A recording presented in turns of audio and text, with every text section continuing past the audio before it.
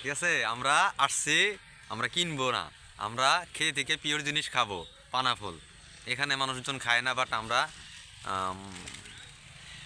প্রতিনিয়ত খাই, বড়া খাই, বড়া বানাই। এটা হচ্ছে আমাদের মানে একটা ঐতিহ্যবাহী খাবার। তো এখানকার মানুষ মেবি খায় না, আমরা খাবো। আমি আর ম্যান্ডিস আমরা আসছি পানা তুলতে।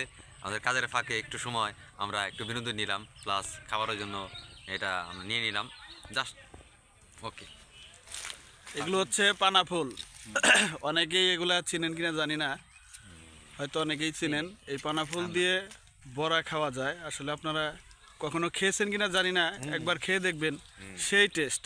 ফাকিং তো এটা আমরা মূলত আসছি হচ্ছে এই পানা ফুল নেওয়ার জন্য।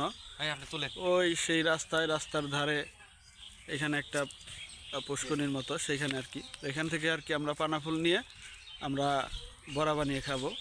তো আপনারা যারা না খেয়েছেন অথবা খেয়ে দেখবেন যে কীরকম ভালো লাগে।